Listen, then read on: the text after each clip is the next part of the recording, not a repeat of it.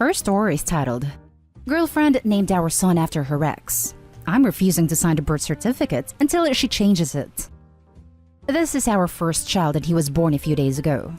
We've been together for 4 years and he wasn't really planned, as I don't believe we're in a stable enough position to have children. She was supposedly on a pill, as neither of us like the feel of condoms, but that's another story. She dated a guy for about 8 years and he was her first boyfriend. The story is that they drifted apart and he ended it, but she was still in love with him. We met a few months later and we were friends before we started dating.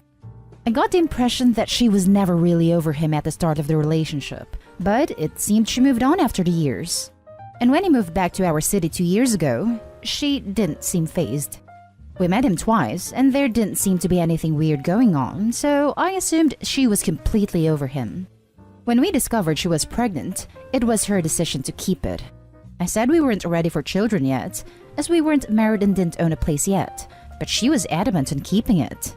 We argued back and forth over names, and went through various, okay, we have 5 vetoes each, but around 2 months ago, we settled on a name that we were both happy with. The baby is born, everyone smiles, and we're finally back home. It's time to register the birth, and I need to sign the birth certificate. However, to my surprise, the baby isn't called the name we agreed upon, but the same name as her ex. Not just the same name, but the same middle name as well, and then our surnames, after we agreed we'd use both our surnames and forgo the use of a middle name. I couldn't blow my top, of course, as she's still recuperating at home, plus there's this whole worldwide mess going on, so I should be happy all 3 of us are back home and safe. I did, however, ask her about it. She said that it was just a spur-of-the-moment thing, or she'll fob me off by saying she's too exhausted to talk about it. She's been fobbing me off for a few days now, so in the end, I told her calmly that I'm not signing the birth certificate until we change the name back to what we agreed. This caused a bit of a row with her, and she's now refusing to talk to me until I sign the certificate and agree to the name. I'm at somewhat of a loss here as what to do. I didn't want a child in the first place, but I was browbeaten into going along with it. And now the name we agreed on is taken away from me? And to add insult to injury, she's named the boy after her ex. And I'm now plagued with doubt and wondering if I should get a paternity test, or whether she's still in love with him. Now for the top comments. 100% get a paternity test. I don't want to disrespect your girlfriend, but it's freaking crazy to name a kid after her ex. Is she okay? Is she suffering from postnatal depression or anything? Not just first name, first and second names. Paternity test all the way. Yeah, this would be completely bonkers, even if she had totally cheated and it was the ex's kid. It's just a screaming banner that says, I'm obsessed with my ex and / or cheating, which is extraordinarily weird. Something is very wrong here. And if it's cheating, it also goes way beyond cheating.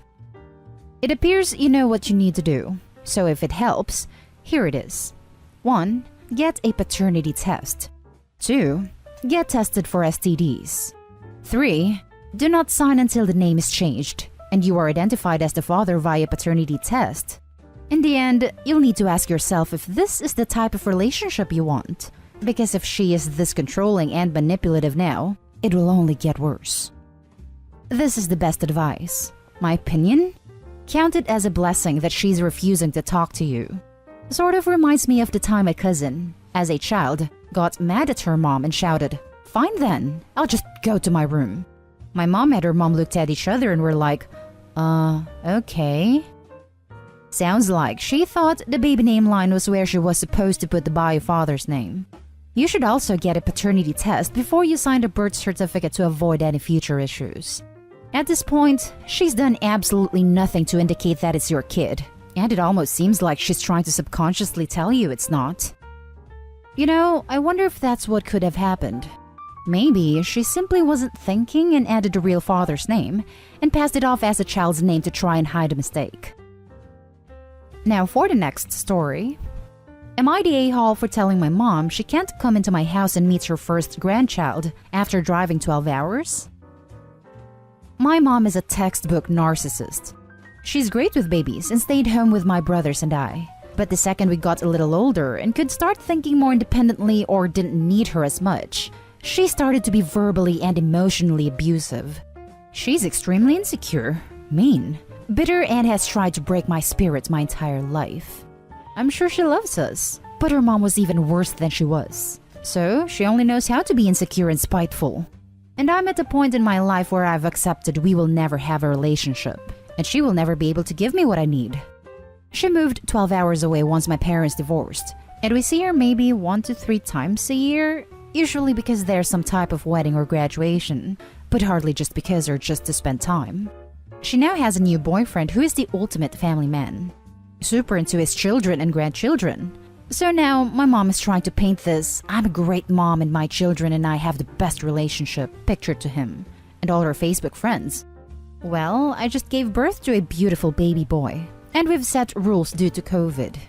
My mom never offered to come help me, and I refuse to have anyone who doesn't make me feel comfortable or will help me sitting at my house for hours while I try to bond with my new baby, learn to breastfeed, and recover from postpartum.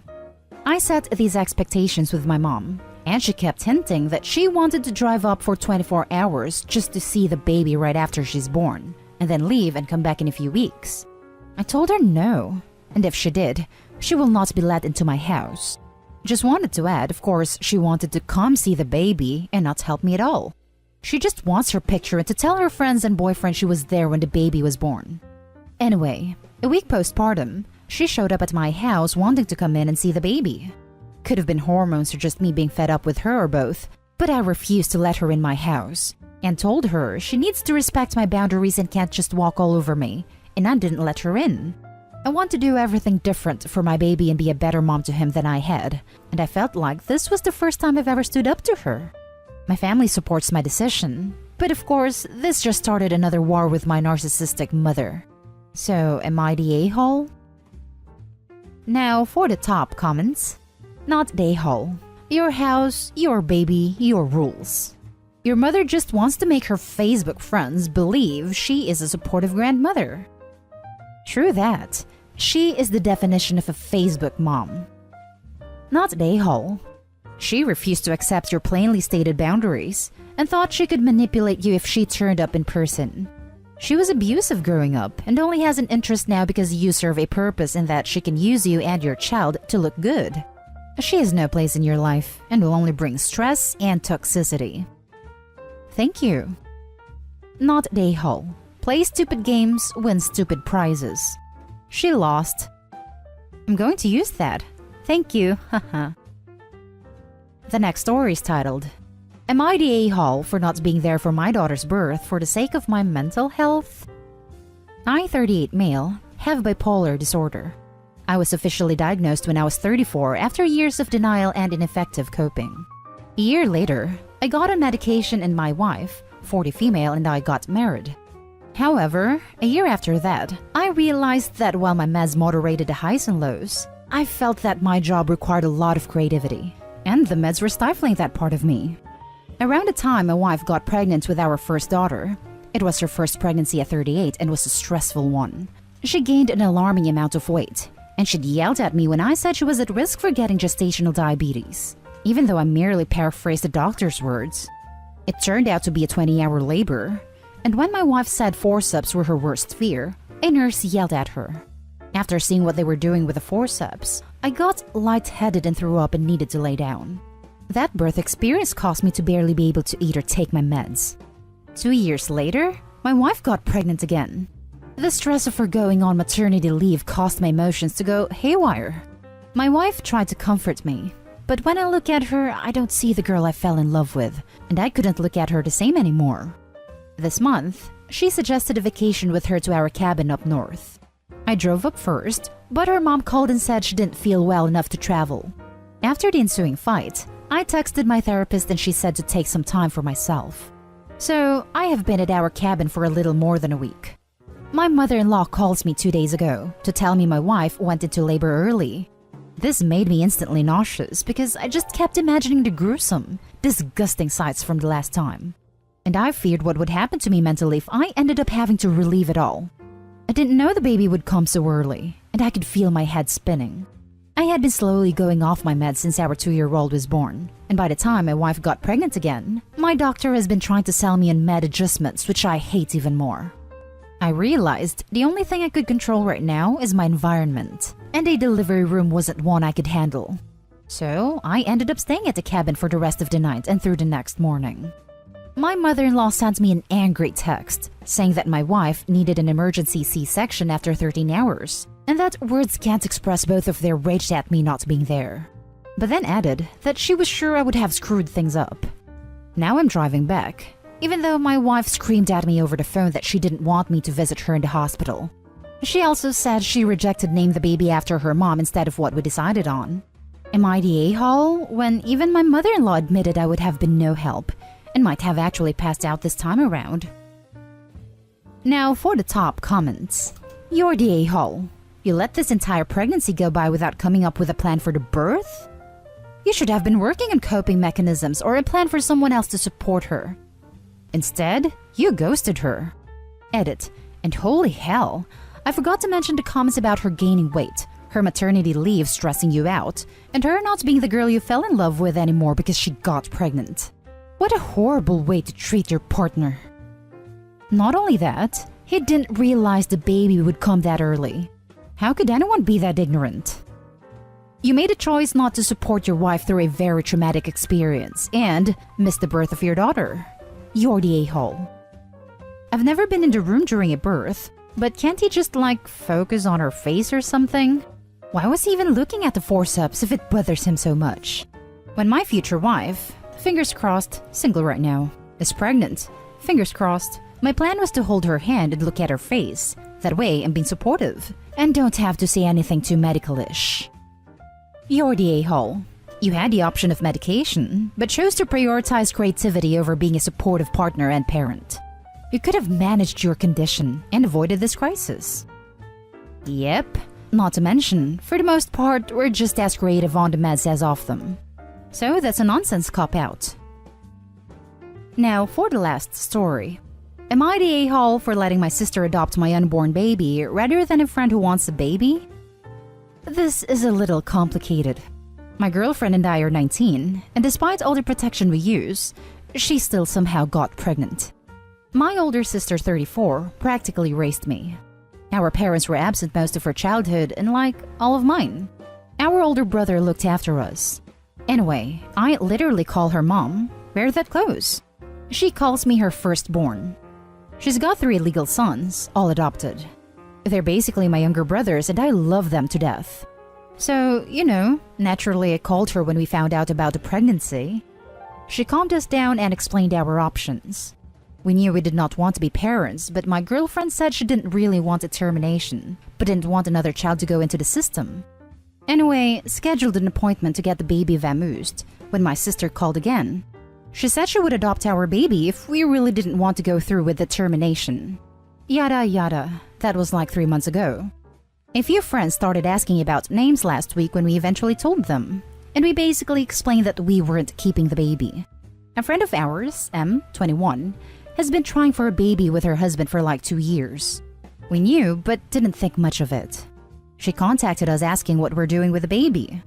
I explained that my older sister was going to adopt them. I guess she found my sister through my Instagram or something, and angrily messaged us that she already has 3 kids, and we should think about mothers who can't have children and want one. At this point, we realized what the issue was, and I explained that her children were adopted and she hasn't had them as babies, and we want to keep baby in the family. She didn't reply, but one of her and my girlfriend's mutual friend messaged me asking if I'd reconsider. I told her no, this baby was going to my sister. Em messaged me, again, and basically said it was so hard to find a white baby, and practically begging to reconsider. I'm biracial, white passing. My sister is not. I got angry, and told her I didn't want some white girl stripping another child of their culture, then sent her on her way. It's divided our friends. Some think that she was racist, and some think she's just desperate for a baby. My sister says we can do what we want with the baby, but her home is always open. I think the baby should still go to my sister, but my girlfriend was really affected by Em's words and is concerned that we could be giving a young woman what she desperately wants. We have months to decide, but I'm torn. Am I the a-hole? Now for the top comments. Not the a-hole. M is for this. M messaged me, again, and basically said it was so hard to find a white baby, and practically begging to reconsider. I'm biracial, white passing. My sister is not. You and your girlfriend should do what's best for the baby. No pity or guilt. What is objectively best for the child? I personally think that if your sister is as great as she sounds, it'll be best for the child and for you and your girlfriend if you decide to be a part of the child's life in the future with her approval. My sister is amazing. I love her so much, and I know the baby will grow up well loved. Not the a-hole. Someone who wants to adopt a white baby but not a black baby doesn't deserve any baby. You also want to keep the baby in the family. It is your baby right now, and will always be your baby, even when your sister takes over caring for them. It's great that you have the option to be able to keep your baby in the family, so they can still get to know you and be a part of your family unit.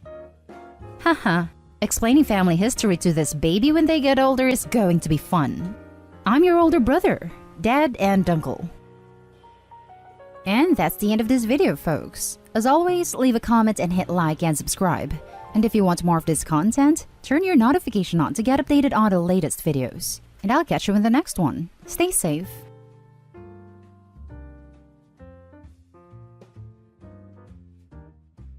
Am I the a-hole for raising my kids as a single dad instead of trying to find them a new mom or mommy figure? My ex left me and our kids 3.5 years ago. Our daughter was 3.5 at the time, and our son was 18 months old. She has nothing to do with me or the kids now, and that includes child support, though I'm trying to get that for their sake. Ever since my marriage ended, I have been focused on the kids, and that's where I plan to keep most of my focus for the next decade or more. My kids are still young and will need me to provide the best life I can for them. Dating is not something I'm interested in, much to the frustration of my family. My sister has tried to set me up with 2 of her friends, and my mom tried to set me up with a single mom co-worker of hers. I spoke to the women they wanted me to meet, but I just wasn't interested. It drove my mom and sister crazy, and they asked me what was wrong with those women, and to explain the kind of partner I want. My mom told me the kids need a mom in their lives, and raising them alone is not in their best interest. I have stepped back twice because of the pushiness, and right now they are in timeout because they would not let up on me. They said the kids would benefit from me blending families with someone or giving them a stepmom. When I told them it would not be better for them if I dated just to give them a mom, because that's not a good foundation for a new relationship, they said I should find someone I want. I made it clear my interest is in raising my kids and not my love life. I even had them ask what my daughter will do when she gets older and doesn't have a mom to speak to. I am incredibly lucky that my best friend in the world is amazing, and she's happy to talk to my daughter if she ever wants or needs. She's in my kids' lives, and they know her, and my kids are close with her husband too. So we have our own support village. It's better than what my family offers right now, and sadly, better than their maternal family has been willing to offer. And now I've had to block several family members because even in timeout they keep pushing. So now I'm here asking because my family is relentless. Am I the a-hole for raising the kids on my own? Am I failing my kids? Now for the top comments. Not the a-hole. Studies show that they will be fine with a single dad. You are trying to keep your children out of toxic cycles, and that is great. All the step-parent stories you read on Reddit would indicate they may be happier not having to deal with a stepmother and/or step-siblings. A lot of step-families come with their own challenges, and not every kid thrives in that environment. If you're providing a stable, loving home, that's what matters most for their happiness and development. They said the kids would benefit from me blending families with someone or giving them a stepmom. Or as evidenced by the many posts here from people who have cut off their formerly single parents for forcing a blended family on them before they were ready, they will cut you off in a few years. I even had them ask what my daughter will do when she gets older and doesn't have a mom to speak to. She'll talk to you. What do they think she'll do? I have a wife, and my daughter still chooses to speak to me about her deeper issues. Being a good supportive parent is not dependent on your or your kid's gender identity. Not the a-hole. They think she won't want to talk to me about periods and other topics like that. I'm prepared for her to come to me or my best friend, or maybe she'll have a friend's mom or sister she'll talk to. But I always wanted to be an option, even before my ex left. I love my kids and want to do right by them both. I have a feeling your kids will be a lot happier and well-adjusted than many single parents' kids who cycle through bad relationships. Good on you for doing what every parent should, putting your kids first. It's obvious that you are a great dad and a great person, not the a-hole. I'd like to think so. I don't want to put us in a cycle of misery where everyone I bring home doesn't work out and the kids struggle and I struggle. And it's not fair to any woman to be brought home for the purpose of my kids and not the actual relationship. Those relationships always seem to turn out the most toxic, and I've seen them in others. Not what I want for any of us. Next story. Am I the a-hole for refusing to reconnect with my mom after finding out she only gave me up for adoption to chase a man? I was adopted at birth. My parents never kept it from me. I grew up knowing I was chosen, and I never felt like something was missing because my adoptive parents gave me a loving and stable home, so much to the point where I never seriously even considered searching for my birth parents. But last year, curiosity got the better of me, and I took one of those 23andMe DNA tests, mostly to learn about medical history and heritage. A few days after I took my test, I saw that my mother had messaged me, and while I was a bit surprised at first, I did decide to reply to her. She said she always wondered about me and that she hoped I had a good life. At first, I was a little cautious, for obvious reasons, but she did seem genuine. So we exchanged numbers and started messaging and eventually even called. Later on, the calls turned into FaceTimes. I thought that this could be something nice and healing, but then she told me why she gave me up, and the reason really hurt me. It wasn't because she was struggling or wanted a better future for me like you see in the movies. It was because she was in love with a man who didn't want any kids. When she got pregnant, she didn't tell him and says she hid it from him. How do you hide a pregnancy from someone for 9 months? Once I was born, she gave me up for adoption so that she wouldn't lose him. She said it was a hard decision, but the way she spoke about it was like she was reminiscing about a great romance and not about giving away her own child. And truth be told, this really hurt me. I tried to hide it, but couldn't. All this time, she didn't give me up because she was struggling or wanted a better life for me. She gave me up because I was inconvenient for her life. I told her I needed space and that I couldn't act like nothing was wrong. She said I was being unfair because she was just young and scared. I talked about this to my adoptive parents, and they're being supportive regardless of my decision, but they want to stay neutral as it's between me and my mother. Am I the a-hole for walking away from her after finding out this? Oh my God, totally not the a-hole. I'll give her credit for telling you the truth, but regardless of what her reasons were, you don't owe her anything. She's the one who chose not to keep you. You do what's best for you. Luckily, it sounds like you have great parents. Yeah, on one hand, it's nice knowing, but Jesus, what kind of reason is that for leaving a child? As for my parents, yeah, they're amazing. I really couldn't be any happier and love them so much. Honestly, it's a good thing she didn't raise you. Imagine the kind of values or lack thereof you'd have grown up with. She does not get to decide what is unfair. You put yourself out on a limb to learn more, you learned more. Now climb back down from that limb and have a great life with your great parents. And the reason she did it is so crazy. Young and dumb or not, it doesn't matter. It's an entire life that she just threw away, like I didn't matter whatsoever. I will give your bio mom a hint of grace, because at least she didn't literally throw you in the trash, and managed to find incredible parents for you. You don't owe her any grace or any part of a relationship, and no one should expect that. But remember, you won with your parents and are still winning. Next story. Am I the a-hole for not inviting my mom to my baby shower because she told people I was faking my infertility?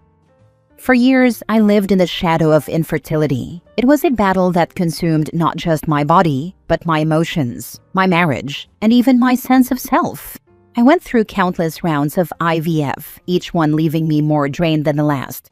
Twice, I thought I had finally made it, only to miscarry and have my hopes ripped away. The endless stream of appointments, needles, and negative tests became my normal. It felt like my life was reduced to waiting rooms and lab results. Every pregnancy announcement from someone else felt like a dagger. Friends and relatives would share their joy, and while I tried to smile and say congratulations, inside I was breaking. Holidays became unbearable. Well-meaning relatives would ask, with cheerful smiles, "So when are you two going to start a family?" I would excuse myself, lock myself in the bathroom, and cry silently until I could pull myself together again. It wasn't just disappointment, it was grief, repeated over and over. Through all of this, I needed support, but my mom wasn't there for me. Instead of compassion, she was dismissive. She brushed it all off, saying things like, "You're trying too hard," or "You just need to relax." It wasn't just that her advice was useless, it was the way it invalidated the pain I was in. And then came the moment that changed everything. One day, I overheard her talking on the phone with my aunt. She said I was faking my infertility struggles for attention. She claimed I was exaggerating and even suggested that maybe I didn't actually want kids, that I just liked playing the victim. I can't describe the way my heart sank hearing that. It wasn't just betrayal, it was humiliation. My own mother didn't believe me. When I confronted her, she didn't deny it. She just waved me off, told me I was being too sensitive, and never once apologized. She made me feel like I was the problem for even daring to be hurt by her words. From that moment on, a wall went up between us. Now, after years of pain, I am finally pregnant. This baby represents not just a new life but a victory after years of heartbreak. My friends and loved ones want to celebrate, and we're hosting a baby shower. But I made a choice. I didn't invite my mom. When she found out, she cried. She told me this was supposed to be our moment to reconnect. She said she was proud of me and wanted to be there. But I told her the truth, that I couldn't invite someone who doubted me when I was at my lowest, who told other people I was lying, and who never once said sorry. I told her that pretending everything was fine for the sake of appearances wasn't something I could do. Now, of course, the backlash has started. Some of my relatives are saying I'm being spiteful. They say it's cruel to exclude your own mother from something so big. But to me, it feels crueler to force myself to sit in a room with someone who cut me down when I needed her most, smiling through fake forgiveness just so others won't feel uncomfortable. At the end of the day, this baby shower is about celebrating life, joy, and resilience. I don't want that clouded by bitterness or false reconciliation. I want to feel safe and supported on that day. So, am I the a-hole for refusing to let her attend my baby shower? Now for the comments. Not the a-hole. You're not being spiteful. You're protecting your peace. Tell those relatives to kick rocks. Maybe don't invite them either. Congrats on your new chapter. Thank you. I don't appreciate their comments, but other than that, they are really supportive of my pregnancy so far, which means a lot to me. I would just say, my decision is final. I don't need more stress during my pregnancy, so please don't add to it. I'm not revisiting this conversation with you again. Not the a-hole, but at this point, it might make more sense to simply go no contact. Some things are unforgivable. Did she ever explain exactly why she thought you'd lie about something so painful? No LOL, which is weird because she took me to a few of the appointments herself. Lying about something to get attention. Sounds like someone was projecting. You did the right thing, and congratulations. You're going to have to take the time to figure out what role you want her to have in your child's life. Last story. Sister-in-law had a stillborn and now wants me to pretend my baby doesn't exist. As the title says, my sister-in-law suffered a full-term stillbirth a few months ago. It was devastating and gut-wrenching for our entire family. The grief was overwhelming because this was her firstborn. My husband and I had also just welcomed our first child, a baby girl, only a few months before. What made everything even more painful was that my sister-in-law and I had spent months planning for our daughters to grow up together. We had imagined sharing milestones, supporting each other as first-time moms, and building those memories side by side. When she lost her baby, it shattered not only her world but ours as well. The grief was compounded by the contrast that while I was adjusting to life with my baby, she was mourning hers. It has been incredibly difficult to watch her and her husband go through such heartbreaking loss. They have been so broken by it, and we've tried to do everything we can to support them. A month or so after everything happened, my sister-in-law asked me not to bring my baby around her because it was just too hard. She explained that seeing my daughter was a painful reminder of what she lost. Out of respect for her, we stopped bringing our baby along when visiting and arranged babysitters whenever we went over. We also avoided bringing up our daughter in conversation, even though it was hard, because she told us that any mention of her was too painful. I have tried my best to honor those boundaries, but recently, something happened that has made me question whether I'm handling this the right way. At a family gathering just the other day, I stepped into another room to pump milk for my baby. While I was pumping, I asked my sister-in-law if she would sit with me for a while.